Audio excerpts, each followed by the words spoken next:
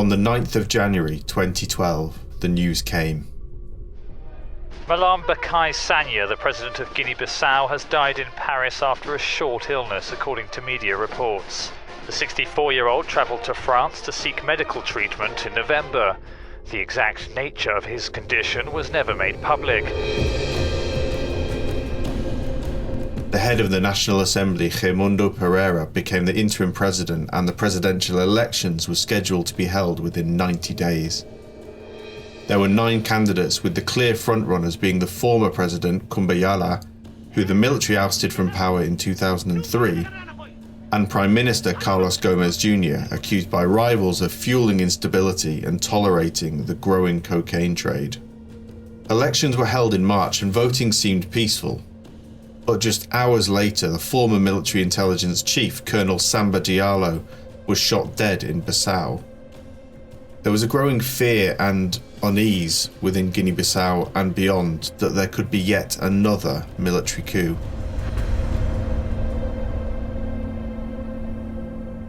Then, just days before the second round of campaigning was set to begin, on the 12th of April 2012, the military moved on both candidates. The so-called Cocaine Coup had begun. It says it was a move to halt foreign aggression, but the reality is that it's not the first time the military has done something like this. There have been multiple coup attempts over the years. It's been accused of assassinations, and some of its top generals are said, by the United States and others, to be actively involved in the drug trade. In exile, out of power, and now in the Ivory Coast. The man who would have been President, Carlos Gomes Jr., and another top politician arrive in Abidjan. Just weeks ago, Gomes Jr. was hoping to be Guinea-Bissau's next president, but that's no longer the case after a coup just over 2 weeks ago.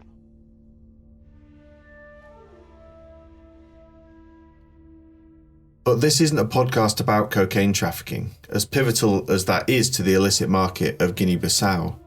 No, this podcast is about the illegal logging trade that exploded in the wake of the 2012 coup, and which now, as the current government seems poised to lift a moratorium on timber exports, which has been in place for over 5 years, could be facing a resurgence. This is Deep Dive, exploring organised crime from the Global Initiative Against Transnational Organised Crime. I'm Jack Meegan-Vickers.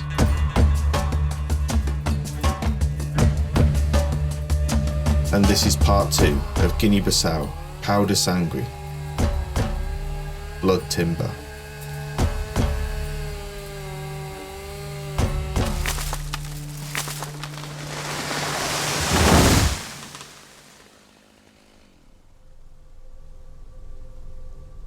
Guinea-Bissau lies to the south of the Sahel region, the semi-arid band that stretches from east to west across the African continent. The country itself is currently 70% covered by forests. These sacred areas are the lifeblood of local communities, crucial for feeding the population, but also for maintaining a diversity of species and healthy biosystems. Forests lock in water, which maintain water tables, prevent soil erosion and desertification, which are critical for long-term human sustainability and security. But within the forests, it's not uncommon to hear the whirring of chainsaws mixing with the sounds of wildlife. Those loggers are searching for a specific tree, a tree protected under international law, the tree that bleeds. Rosewood. In the period of military junta rule between 2012 and 2014, illegal logging in Guinea-Bissau exploded. During this time, Cacheu prices, the country's main export, plummeted, and the international community imposed sanctions against the leaders of the new military government. Logging became a way for the military to get cash quickly. Fati is an economist and social activist, as well as the head of Fodé, an NGO working in research and action to promote the culture and peace of Guinean society. This has been a concern since 2008, although people are now talking more, perhaps because signs of climate change are being felt as a result of these cuts. In 2012, there is no denying that there was a massive cut of wood. As the country was being subject to sanctions, people who were in power at the time were left without the resources of external support. Wood and other natural resources were used to some extent to support the state apparatus and the people in power. In 2013, Chatham House estimated that as much as 80% of logging in Guinea-Bissau was illicit.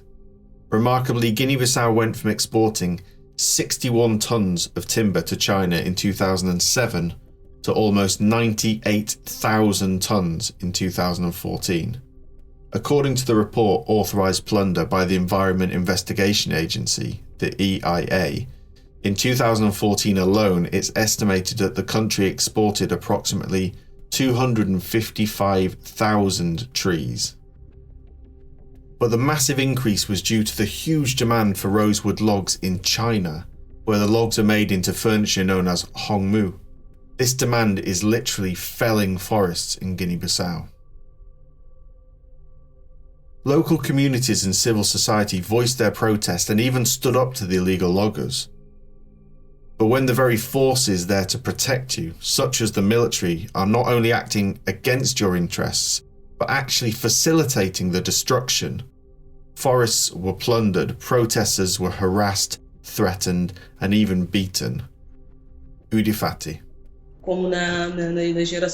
The idea of rational consumption of natural goods and cutting of trees is a problem that has already been reported. I recall a study done by Fodé already in 2008 that spoke of cutting wood and Cacheu. And I remember the words of an interviewee who said, "Speak to our leaders. They will end our forests.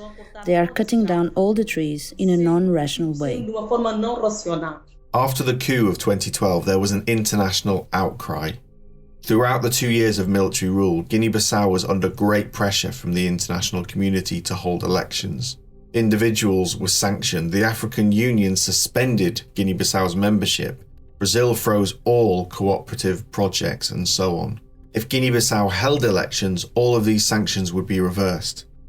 By 2014, the military relinquished power. Elections were held and civilian government returned under newly elected President José Mario Vaz. But by that time, logging market profits had already funneled into the democratic process. Just as we heard in our previous episode on Guinea-Bissau, the political and military elite turned to the illicit markets to fund their political ambitions. As with cocaine, profits from illicit logging have fed into election campaigning in the country for many years. And they were particularly prominent in the 2014 elections, which came right at the end of this period of unchecked logging during the time of military junta rule in the country. Lucia Bird is a senior analyst at the Global Initiative Against Transnational Organised Crime. And there are reports of trucks full of logs travelling into Bissau every day in the months before the elections. And a number of current prominent politicians are believed to have benefited significantly from funds from the illicit logging market to fund their electoral campaigns. And similarly, the very temporary lifting of the moratorium in 2017, which was ordered by the current president Embalo, who was prime minister at the time, is widely perceived to have been driven by a desire to sell some of the stockpiled wood and use the profits for electoral campaigning. These short-term political ambitions are decimating the Bissau-Guinean landscape, a landscape that's taken decades or even centuries to mature. Fodé Mané is from the Law School of Bissau. Chopping down trees that take 60-70 years to reach maturity without planting makes the country more vulnerable. Another thing, we know that people who come to buy wood look for the rarest species. These rarest species are also difficult to maintain, but for them it does not matter. What matters is to cut them and then, with the protection of some policial figures, take them to sell. The corruption was at such a level that prominent officials, law enforcement and the army actively helped the predominantly Chinese traffickers and corporations to circumvent laws relating to harvesting and export, even helping to forge licenses, completing the laundering process. The vast scale of illegal logging during the 2 years of military rule was astounding, and after civilian government returned, civil society successfully pressured the new president for a temporary ban on logging, followed by a 5-year moratorium on all log exports. The implementation of the moratorium and subsequent seizures led to massive stockpiling of logs across Bissau between 2014 and 2016, reportedly over 400,000 logs. 104,000 of those were actually seized awaiting illegal export to China. Despite these headline figures, Chinese demand for rosewood remains insatiable, and governmental corruption has enabled illegal logging to not only continue during the moratorium period, but the seized and stockpiled wood has, according to the EIA report, remained in the control of those exporters who had it confiscated in the first place. Obento Branco Catami is the regional delegate for forestry and wildlife in the Cacheu region. It is like this. If I have a cow, even if laws are made to prevent steal, thieves will always try to steal the cow. The moratorium for 5 years was promulgated by the President of the Republic in 2015, but that was big pressure to cut high-value timber. The problem is, this law only covered the timber industry, but clandestine players continue to operate, which means the moratorium didn't help much. In the region of Cacheu there is a little bloodwood, so there are not many cuts, but in the other regions having bloodwood, illegal logging continues. Now, rosewood is a protected species under the Convention on International Trade in Endangered Species of Wild Fauna and Flora, or the CITES Agreement. This means that international trade in rosewood is illegal, whether there is a moratorium or not. Despite this and the moratorium being in force, some felling of fresh wood, including rosewood, has continued using loopholes or just blatantly breaching the moratorium. Here's Lucia Bird. Under the moratorium, the BPNA is allowed to cut and gather dead wood, but according to community members, the BPNA have used this as a cover for cutting fresh wood, which is then mixed into the shipments of deadwood and transported to Bissau for sale. And also, in the temporary lifting of the moratorium, this triggered a surge in the felling of fresh wood because it was disguised among consignments of the older stockpiled wood before export and then shipped out together. And it was incredibly prevalent, seen in the surge of illicit logging. According to the EIA, in its report Authorised Plunder, the 2017 brief lifting of the ban was partly driven by Chinese traders and even the Chinese embassy in Guinea-Bissau, who pressured the government into reopening the trade. Some Chinese traders even told EIA investigators that they had funded several trips for government officials to meet in person with the CITES Secretariat representatives. It seems pretty clear that there are significant Chinese interests in this trade. Well, certain Chinese business interests are visible at each point of the logging supply chain. So at the point of buying concessions, bribing officials, offering loans or equipment to informal elements of the logging industry. And of course, China is the biggest import market for timber from the country, and particularly the very valuable rosewood. And Chinese interests really became very visible between 2012 and 2014 in that period of explosion of logging in the country. But some elements of the Chinese business community do appear to remain directly involved in the logging industry in Guinea-Bissau.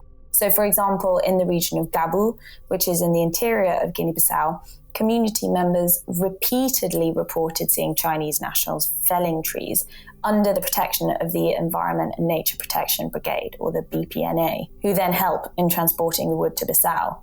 And of course, as we've seen with the Zongzi factory, there are Chinese interests involved there at the processing and export stage. If Chinese interests are key, who are the other players?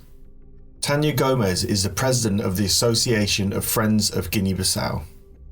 Community leaders play a decisive role in both facilitating and preventing illegal logging because they are responsible officials within the community and decision makers with full powers to make and enforce any decision.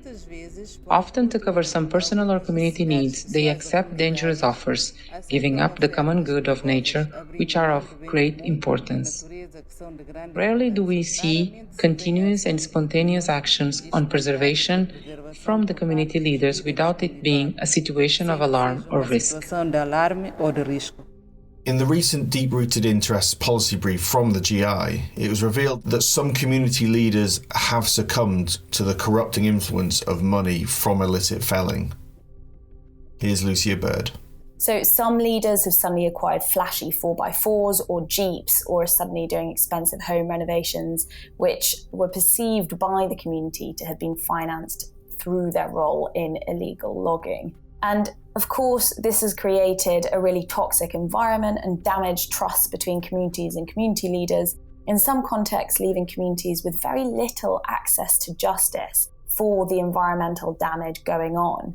But it's important to recognise that in some communities, the community leaders have been very important in coordinating resistance to illicit logging activities and have been, real defenders of the natural environment. And even where they are involved in illegal logging, it's really important to remember that they are facilitators and not really the high-level coordinators. Community members and regional government officials all agree that high-level coordinators are players within the most powerful elements of the state. Indeed, the GI has seen a bill of lading dated September 2020 that suggests involvement of the Prime Minister, Nuno Gomes Nabiam, who's been implicated in illegal logging to fund his 2014 election campaign. This document is marked for the attention of Vitor Gomes Nabiam, the brother of the Prime Minister, and shows an import of 3 containers into Bissau port from Guangdong, China. Within these 3 containers, there are 914 pieces of equipment seemingly for a wood factory. So what is the Zongzi factory? The Zongzi factory is a wood factory in Bissau, and it owns the warehouse in which the judicial police seized the wood in November 2020. The judicial police came to the warehouse because investigations into the wood suggested that it had been illegally sourced. The Zongzi factory is reportedly managed by Chinese nationals, but owned by a consortium that features a Chinese businessman, the Prime Minister Nabiam, and Brian McCamara, who's the coordinator of the Madjem party, which is currently in power in Guinea-Bissau.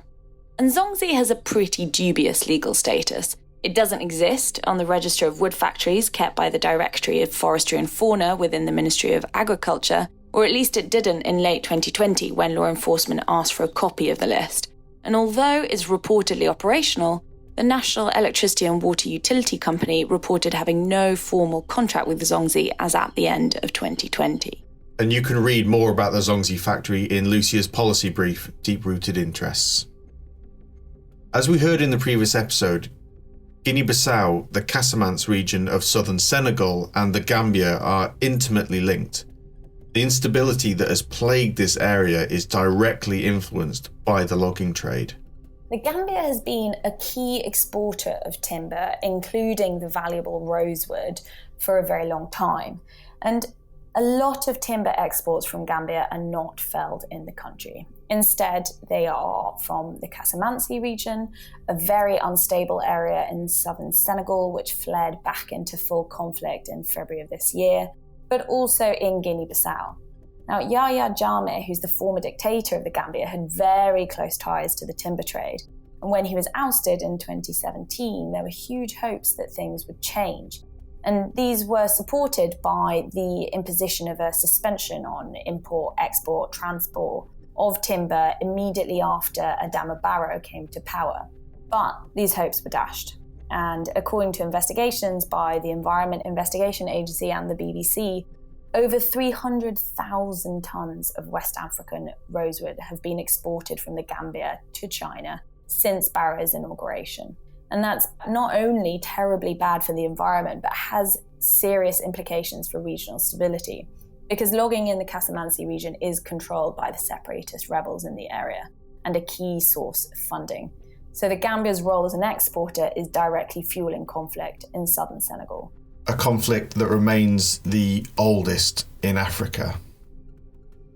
In early 2021, the Guinea-Bissau government is poised to lift the moratorium on logging. Despite the continued illegal logging, could we consider it to have been a success or not? Here's Tânia Gomes again. In some communities where non-governmental organizations work tirelessly to raise awareness and inform local communities in partnership with other state and non-state institutions, yes.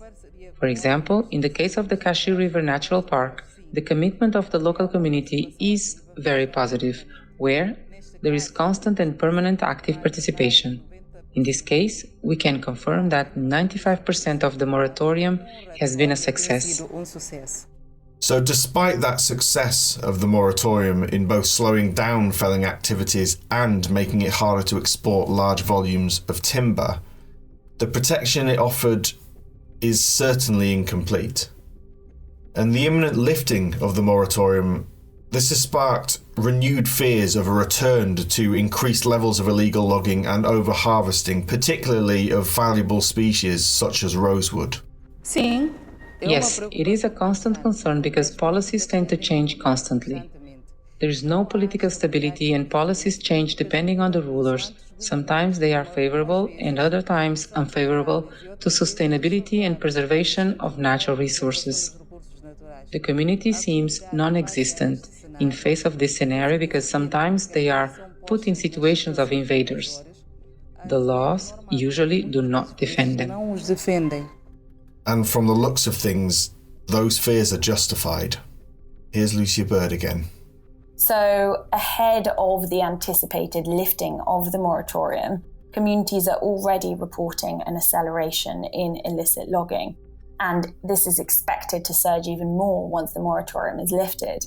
It's possible to launder wood in shipments. So if certain timber exports are legalized, the fear is that this would facilitate the export of illicitly felled wood, including, for example, the rosewood species.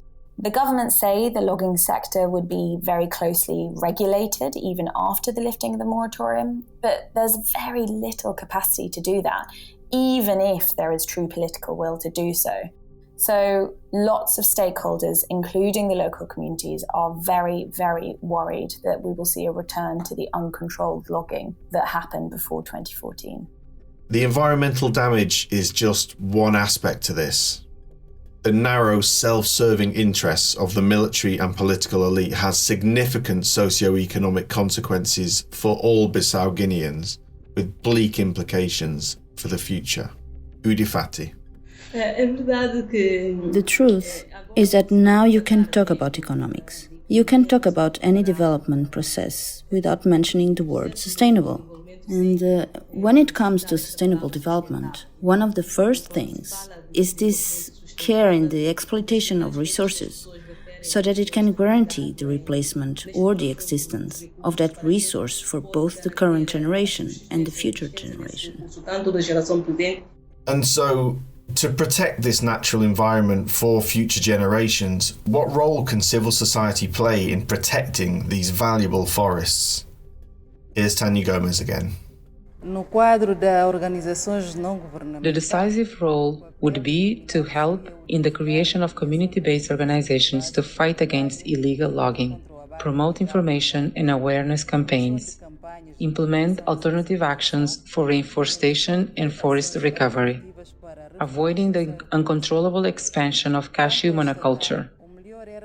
As for the state, the best was to have a good non-partisan administration permanently composed of community representatives who vehemently zeal for the moratorium prohibiting the felling of trees. Que proíbe o abate de árvores.